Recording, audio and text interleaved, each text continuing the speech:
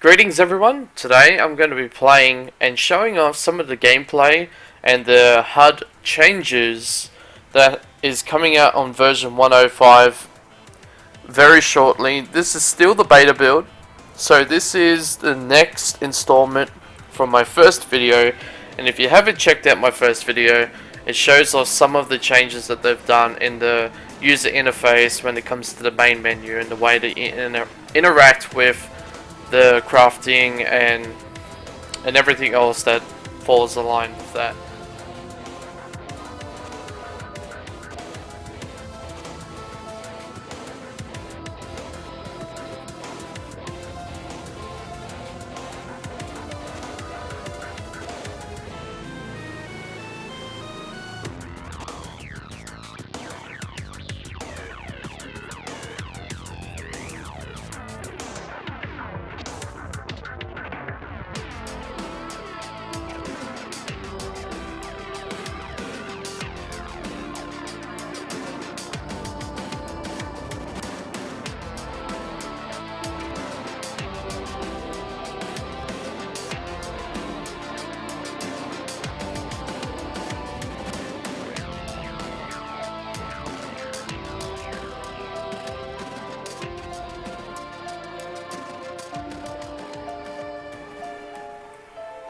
This is a new unit, so they just released this unit on the latest patch, and yeah, I like the creature. It's very big. It's very intimidating. I would like that the creature would have some kind of ability, like I said to one of the developers yesterday,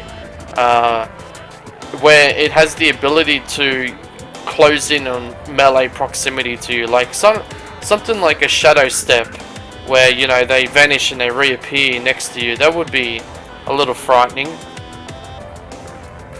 But that's currently the newest enemy that they've just released.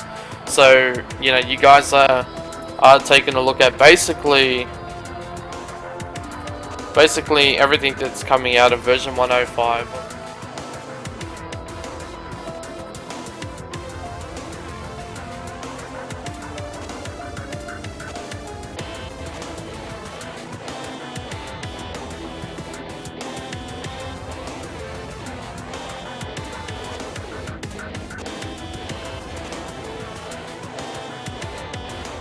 The only difference is that the enemies currently right now feel a little too high scaled. I feel like their level factor is overriding the difficulty setting factor a little bit too much.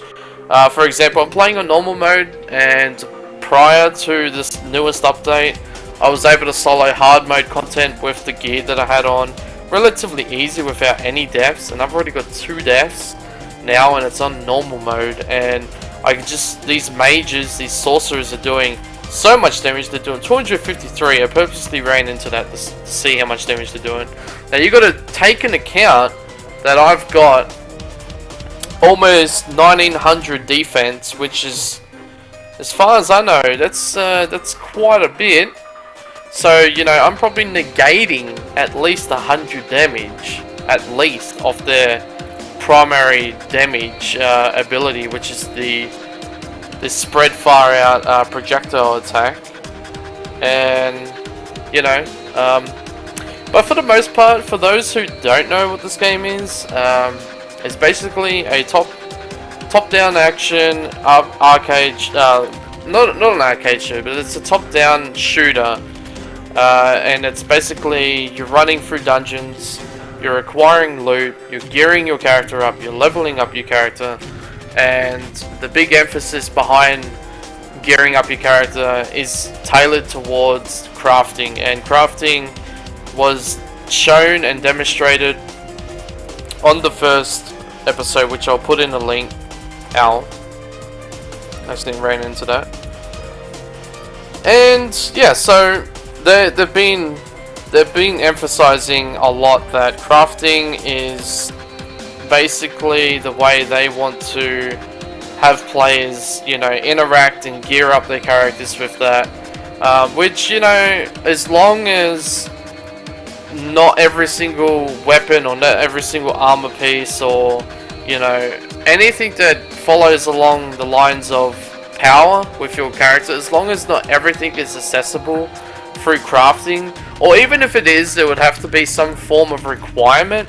So say for example, like maybe you have to complete a certain X amount of dungeons on a certain difficulty to unlock, you know, this recipe to give you, you know, a much more superior recipe than the one that everyone else currently has. You know, so it's not exactly, you know, advantage. Well, it is, but it's not like you're paying for that advantage. You're actually earning that advantage, and that's how games should be developed. Is, you know, the more that you invest, the higher the power curve is for you. You know, and the least that you invest into the game, you know, you're gonna have a bit of difficulty and struggles with the end game content.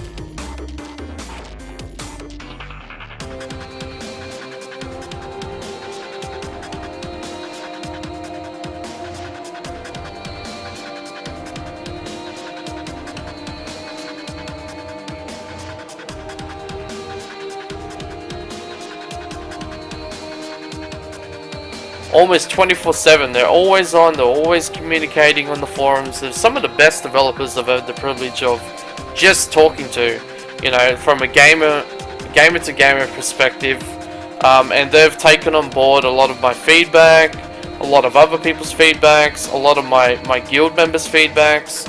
So, you know, they're definitely there to help take in account and your input to further, you know, make this a greater experience when playing Dungeons and Robots. And, you know, they know that I don't like the crafting system, the way it is currently. Like I don't like that all recipes are accessible straight off the bat.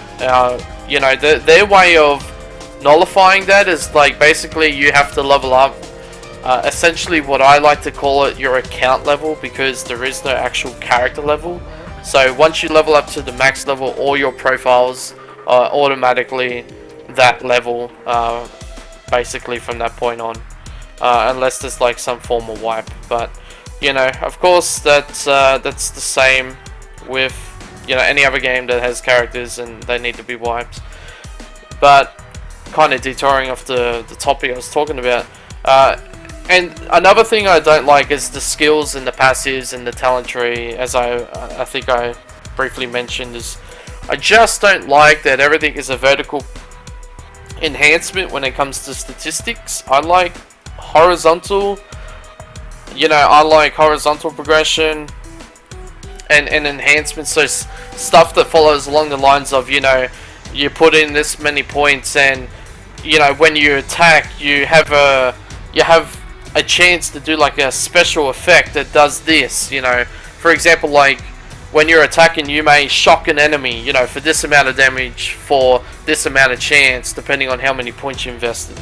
I like horizontal things like that. I don't like just pure vertical, like, you know, oh, you just increased your health regen from, you know, 0% to 40%, which isn't even a huge percent increase, because you literally only got like 1 HP per second or something along those lines. So 40% of that is nothing. It's like what, like an extra 2.5, 3 points per second. And so unless you have a lot of health regen, stuff like that is just not going to be worth your points at all. But again, like the way that it currently is, I mean, right now there's just not much to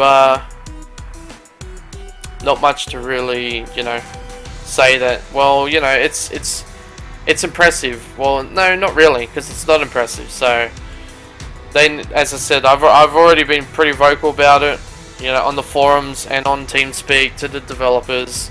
I said, you know, you gotta include some unique things with your talent tree, because I've already had a comment from a user that watches my Hex Shards of Fate, and the first thing he said is, when he looked at it, it's like, this is boring, the crafting looks lame, you know. So that's all very valid feedback, and I can resonate with that. So, You know, if these guys can manage to pull something together and to enhance these features, then you know they're gonna have a much easier time convincing people to try out their game.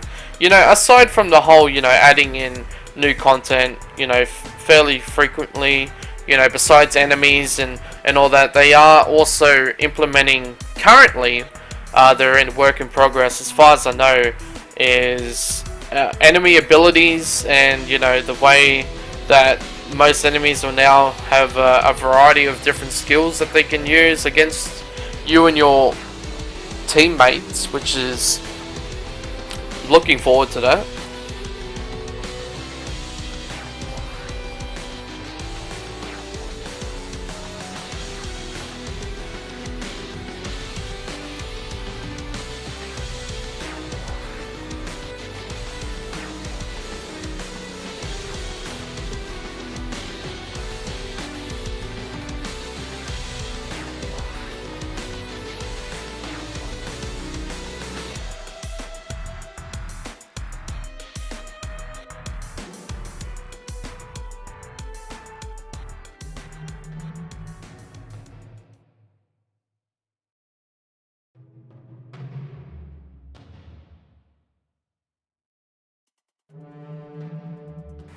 So as you can see, the guys with the red aura radius and the purple, they are mini bosses, and they basically, it's basically like this, like it's like a 5% chance per, like per unit, there'll be a 5% chance that will have like basically a mini boss status, and they function exactly the same, they're just a little bit stronger in everything they do, that's all. Oh, I got trapped there. Had to pop everything there because I don't like, because at the moment the mages are very powerful. Oh, alright. Need to see more of those shadow guys. I do like that there's not many of them, so like you don't feel like, hey, you know, it's just a unit you're seeing very commonly, but I think there just needs to be a little bit more. For this big of a dungeon, I've only seen 2 of them. You know, and for a new unit, people are eager to get in and to play against the units. So I think for the most part, don't be afraid and don't hide your newest units, you know, under a very low percentage of even generating on the map. I think all units need to, I think there will need to be like a horde tag with your units, and then there will need to be like an armor or magical tag kind of thing, like where these units are advanced, and so, you know, wow, and that's spawned from. And then, you know, you can, your procedure generator will roll basically, essentially, you know, oh, how many of these mages do we want in the game, you know, and obviously depending on your difficulty, you know, you'll have higher chance of getting all types of creatures regardless of their tags, you know, and that could be a pretty cool idea.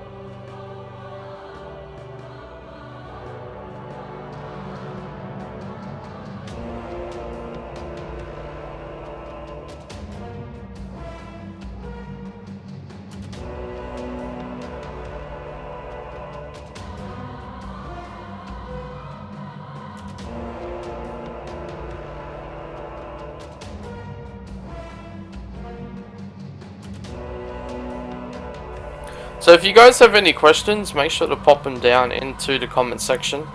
Just about the game, because I am pretty informative when it comes to the game. I've been playing quite a lot, probably too much for my own good, but you know, That's what happens when you're very interested into a concept, and you got very nice devs that are literally include. This map is just too big, guys. This map is just going on and on and on. Like I can't. I don't want to 100% complete it. There is no such thing as 100% completing a map. I mean, essentially is just whether or not you want to have more chance of finding rarer crystals for this time being. But I'm not interested in that. I just want to get this dungeon over. Complete showing people what it's like to run a dungeon. Right now, this procedure map is way too out of whack right now. It's just making too large maps. Especially at the end of this, you're going to only be rewarded a certain fixated number, you know, based on your level and based on your difficulty. So this is the one of the two bosses, and I'm actually kind of happy I got this guy because I haven't versed him in a while, and he's the mage version.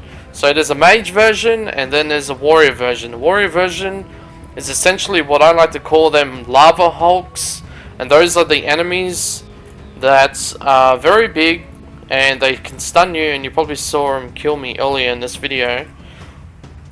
They need to have more mechanics like this in the fight, because essentially that is the only mechanic that sets apart this boss from acting like an actual boss. Because everything else you're seeing here is all common abilities that every other mage caster can do in the game, and I really feel like they need to have more stuff where, you know, it puts it into a stasis, and then you have to destroy these crystals in order for the boss to stop regenning and such. Oh, there was no way I was gonna. It's essentially like it just does the spinning thing like too much, and sometimes it's out of alignment based on your character's position. And so, like, it virtually makes it almost impossible to dodge at certain times when it just keeps doing it over and over and over like that. Like, look out. It's just no room for you to move at all.